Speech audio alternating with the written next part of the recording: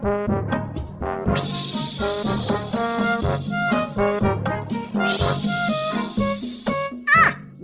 মায়া ত্যাগ করে দাদা পর দাদাদের ছেড়ে এই সবুজ শ্যামল বাংলাদেশে এসে বসবাস শুরু করছি। কি শান্তি।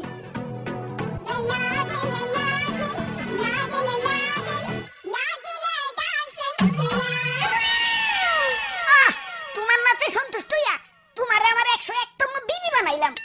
যাও বাসর ঘরে অপেক্ষা করো, দুমাইয়া বংশ বিস্তার হবে। হুজুর, বাংলাদেশে এসে তো সেলিব্রিটি হয়ে গেলাম। আমগো কাছে তো কাঁচা বাদাম হিরো আলম ফেল। হ্যাঁ, নেটে ঢুকলেই খালি আমগো ছবি। কও কি? তাহলে তো আমার একটা ইউটিউব চ্যানেল খোলা দরকার। কি রে, রাত সবাই তো ফাঁকা ফাঁকা লাগতেছে কে? সেনাপতি কো? ও আর ফাইট কিনতে গেছে, লগে একটা গোপ্রো ক্যামেরা। ও ব্লগিং শুরু করবো। এই আর মন্ত্রী কো? মন্ত্রী তো বিয়া করতে গেছে, কাপড় ব্লগ শুরু করবো। পরে বুইড়া বেডি বিয়া করতে কইও, আর নামের আগে প্রিন্স লাগাইতে কইও, ভালো মার্কেট পাইবো।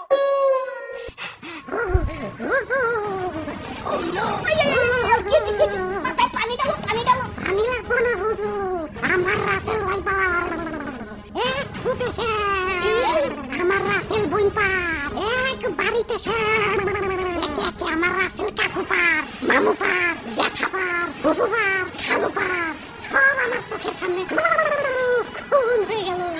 কোনো মতে জান্ডা নিয়ে পলে আইছি, লেজের মধ্যে এরা বাড়িও খাইছি। দেখেন না লেজটা হুইলা গেছে। এত বড় স্পর্ধা, আমার রাসেল ভাই পারদের হত্যা করে ওরে আমি শুলে চড়াবো। এটা তো শুলে আঁটবো না, এটা তো ছোটখাটো জীব জন্তু না, আস্তা মানুষ। সামান্য মানুষ দিয়ে ভয় পাইলি? ওই যা, ওরে কামড় দিয়ে 150 গ্রাম বিষ ঢেলে দিয়ে আয়, বাপের জন্মে যাতে সুজায় না হারাইতে পারে। ওরা তো একজন না, পুরা বাংলাদেশের মানুষ হেইটা গেছে। আমরা তো মোস্ট ওয়ান্টেড ক্রিমিনাল। গলিতে গলিতে আমাকে পোস্টার লাগানো, ধরতে পারলেই 1.5 লাখ টাকা পুরস্কার। হুজুর, এইমাত্র খবর পাইলাম মন্ত্রী সাহেব বিয়ার আসরে বউ সুদ্ধা খুন হইছে, আর সেনাপতি আর 1.5 আটক হইছে।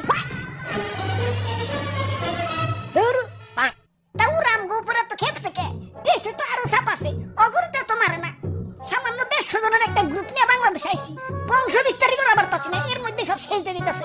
না, এভাবে চলতে থাকলে তো বংশ নির্বংশ হয়ে যাবে। ফেসবুকে ভাইরাল হওয়ার পর থেকে আমার মৃত্যুর হারারও বাইরে গেছে। বাংলাদেশের 1.5 বছরের বাচ্চাও এখন আমাকে চিনে, মানুষের সামনে পড়লেই খেল খতম। কি এলাকায় নতুন নাকি? আসো পরিচিত হই, আমি ধরা সাপ। মানুষ আমার তেমন কিছু কয় না, খুব নিশ্চিন্তে জীবন কাটাইতাছি।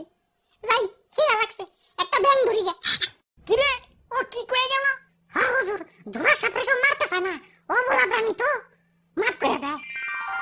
ওই বুদ্ধি একটা পাইছি, বাইসা থাকতে হইলে ধরা সাপ হইতে হইবে। মানে মানে কিছুই না, আমাকে প্লাস্টিক সার্জারি করতে হইব। যাও, এটা তো খরম মিস্ত্রি ডাইকে নিয়ে হোক।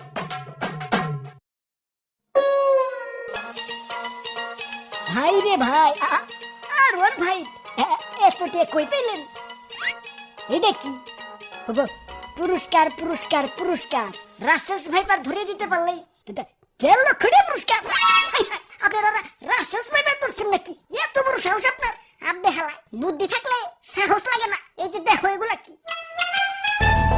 জঙ্গলে যাইয়ে এটা ধরা সাপ ধরে লই, রং সং করে রাসেলস ভাইপার বানিয়ে দিই। বাস, ডুপ্লিকেট রাসেলস ভাইপার জমা দিয়ে কসকসা পুরস্কার নিয়ে আসি। সিম্পল। বাবা বাবা, সাবাস সাবাস। ভাই ভাই ভাই, আমার একটা আইফোন কিনতে হইব ভাই, চলেন না ভাই আরেকটা ধরা সাপ ধরে নিয়ে আসি। এমন ভাবে রিকোয়েস্ট করতেছো, মনে হইতাছে রাসেলস ভাইপার ধরবার কইতাছো। ধরা সাপই তো, লেটস গো।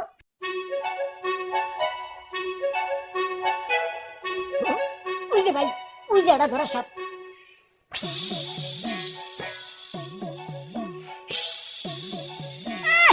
হাল নাই কুত্তার বাগানাম হয়েছে ধরা সাপ, আবার ফস ফস করে। চুপ ভাই, কেমন না দিল আমার বাড়িতে ভাই, ছোট ছোট দুটা বাচ্চা ভাই। আরে ধরা সাপের কামড়ে কিছু হয় না। হাসানি? হ্যাঁ হাসা। তাহলে ভাই আপনি একটা কামড় খান। এই যে নাও, খাইলাম। ঠিক আছে ভাই, এবার রং করেন। হ্যাঁ, আগে ভালো করে মুছালো, ময়লা টয়লা থাকতে পারে, ভালো করে ঘষো। বিসমিল্লাহ। আরে ভাই, ভিতরে যে অন্য কালার।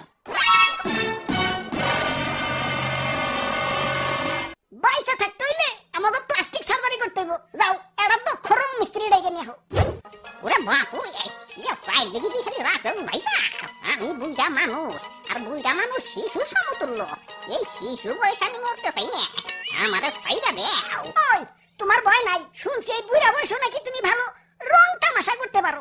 এখন আমগো একটু রং করে ধুরা সাপ বানিয়ে দাও। Okay.